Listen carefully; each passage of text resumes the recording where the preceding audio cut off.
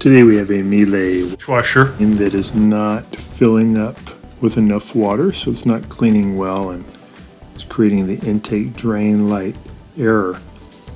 And just to show you the proper level, after you let it fill for about 5 minutes, if you open the door and you look in, the water should be just underneath that white filter handle. That would be ideal. That'd be the exact right amount of water.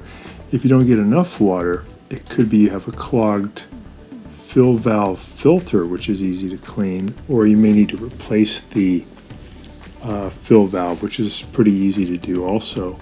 So this is the right amount. It should come up right underneath that filter handle. That would be perfect. If it's less than that, it could be that clog. So if you turn it on and you have it filling, you should be able to hear it filling. And if you reach underneath the sink and you grab...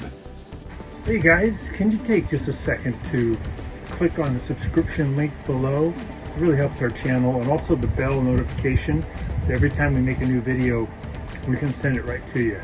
We make a new video about once every week. Really appreciate that, and if you give us a thumbs up, it'd be great. Thank you. The fill valve, which is this white thing, you should be able to feel it vibrating. That means it is getting power, which is good. If it's not getting power, it could be that you have a flooded drip pan underneath your dishwasher. So what we're doing here is we turned off the water, we removed the fill line, and we're pulling out this gasket, and that's going to allow us then to grab onto the filter, in the inline filter that goes between the water from the house just before it reaches the fill valve. And to check this, all you got to do is remove that rotary gasket, and then you're going to grab this plastic filter with a pair of pliers. There's even a little piece in there you can use it to grab with your pair of pliers. You're going to pull the filter towards you and twist a little bit. It'll come right out. And then you want to look at it and see if there's some debris that's accumulated over the years. Sometimes it's enough debris where it limits how much water can get in in a given amount of time. So we're going to grab this, we're going to twist and pull, take a look at it. So it does look pretty occluded. It looks like some stuff is built up over time. And this will be really easy to fix because we can just brush it off with an old toothbrush and then run it underneath the water to get rid of all that stuff. We can put the filter back in and hook up the water line again and then test it to see if it does come up to just underneath that white filter handle. So I've put the brass piece back on, I got it tight. I'm going to put the water line on, get that tight, turn the water on, plug it in, and let it fill for about 5 minutes, and then I can test the level. And when I did it after doing the cleaning, I still found that the water level was too low. So I'm going to go ahead now and replace the fill valve, which is pretty easy to do. First, I turned off the water. I'm going to remove this incoming water line, and then I'll go ahead and take apart this old fill valve and replace it with a kind of a cheap generic one. But this $40 cheap generic one actually lasts a lot longer than the $220 Miele fill valve. So I actually like them better, and they're easy to put in. You can get them from Amazon. We'll put a link in the description below. But to get to it, you just remove these two Phillips head screws that are the case that's encompassing the inlet fill valve. We'll separate that, and then we're going to use a pair of pliers or vice grips to pull back on this plastic sleeve by about 10 to 20, and the vice grips will help keep that sleeve back so that it can expose that blue water line. We want to get in there, and we're actually going to cut that line so we can put in a new fill valve. So you want to make sure your dishwasher is unplugged, and then we're going to cut the power line that's bringing power from the dishwasher to the fill valve. You can use some wire cutters. We're going to use something called dikes or diagonal pliers to cut it. And then we're going to go up probably about 8 to 10 inches on this water line, and we're going to cut it too. You could use a razor knife, would be fine. Just want to cut that to get the old valve off. A little water is going to come out. It's no problem. You put down a towel to be ready for it. So once you've cut that off, you've already cut the water line and you've cut the power. Then we're going to go ahead and add the new fill valve arm.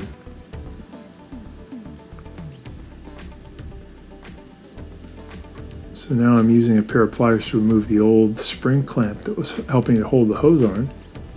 And I'm using my knife to cut down the middle of this wire to separate the two wires. And then I'm going to strip the wire, and I'm going to, by about 1/4 of an inch, and I'm going to add some spade connectors that I got from the hardware store. I'm going to put them on and crimp them so they stay on nice and tight.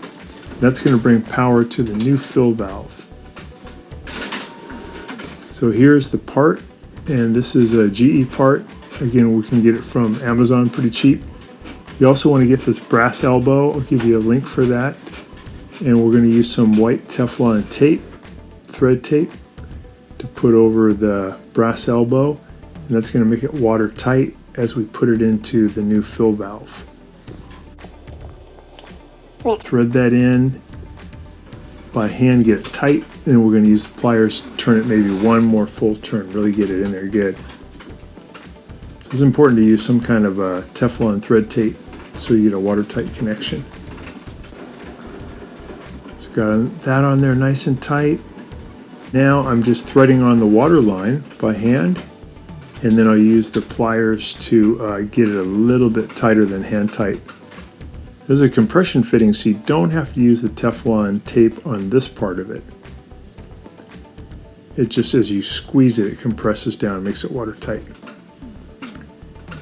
So we've got the water line connected, and now we're going to grab this new fill valve and put it onto the old blue line that was bringing water from the fill valve to the dishwasher. We're going to first put on the spring clamp on the blue hose, and then we'll push the yellow fill valve into that blue hose. All the way in there, and then we'll go ahead and put the spring clamp on there to hold it tight. Alright, so we're going to get that spring clamp right up near the end of that hose, get it nice and tight. We're going to take off the vice grips to let that hose go in. We're using our crimping tool to crimp that spade connector onto one of the wires. And we'll grab the other wire, and we're going to add we'll strip it first by about 1/4 inch, and we'll add the spade connector on, crimp that one. Then we can go ahead and put those spade connectors onto the new fill valve to bring it 110 volts when it's time for the water to fill. Get on there, crimp it. But I'm also going to surround those metal spade connectors with electrical tape because I don't want them to touch anything metal underneath the sink, and they're kind of exposed at this point, and they will be carrying 110 volts. So I'm going to cover them up with electric tape and go ahead and put those spade connectors onto the new fill valve. It's really nice to do this procedure because you can just sit underneath the sink. It's really simple. Miele usually gives you some extra lines so you can pull that fill valve out where it's comfortable to work on. So I got those on now, and I'm going to go ahead and put these onto the male terminals, female spade connectors, get them on there really tight, and then I'll wrap that electrical tape around it. Goal there again is make sure there's no exposed metal on any of those electrical connections. Also take this and put a wood screw in to put it into the cabinet so that it's secured. So this is now testing it to see how it did on a water level. Looks good. So it's bringing it right up where we want it, right up underneath the filter handle. And that fixed our problem. It's pretty cheap, about 45 bucks probably with all the parts. I'm going to go ahead and clean these spray arms while I'm here. So I'll pull off the bottom one. See if I can get rid of any little things that are caught in the holes. On the top one, I'm going to push up on it and then turn to my left to loosen it and take it off. And then using a sharp tool, I'm going to go ahead and just check all these holes, make sure there's no clogs. Some of these have little things like maybe a piece of a label and just want to pull that stuff out and make sure all those holes are clear. After you do that, it's good to kind of shake the spray arm to shake loose stuff that might be caught in it, and you can run it underneath the sink so that water helps to carry out the debris, and then you can flip it over and let the water spill out. This is the bottom one. The bottom one also on this model, it has a little cap that you can remove on the top, and it's reverse threaded, so when you, instead of righty-tighty, lefty-loosey, it's righty-loosey, lefty-tighty to get it off. And once it's off, you can shake it around, work stuff loose, and then use the water to fill it and then carry things out. So I'm going to push some of the debris in there, and then I'll use the water to kind of get it out. But if these things are plugged, then when the water pressure goes up, they don't shoot out water, and the water can't have the mechanical action of cleaning the dishes. So it's really important that you keep these clear. I noticed when I came on the scene that the filter was not locked in, so a little food debris was sneaking down below the filter and being pushed up into the spray arms, and that's why they're all clogged up. Pretty common. So I'm putting water in, and then I'm going to flip it over and let the water carry out the debris. Just takes a few minutes to do this. It's something probably good to do once a month, and it makes a big difference on how well your dishwasher can clean. I'm banging it around to just work loose little pieces of glass and ceramic that might be caught in there. Back on. This is the lower one. Here's the Upper one.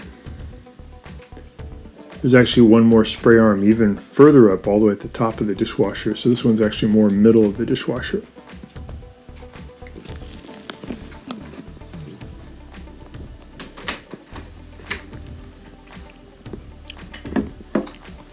So just knocking loose anything that might be in there.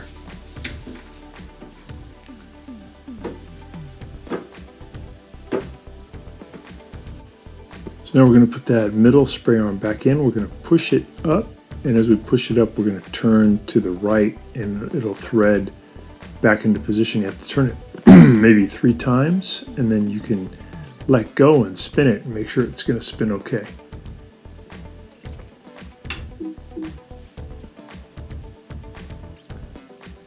Check the filter, pull it up, and I'm going to open the basket, just peer in there, looks good.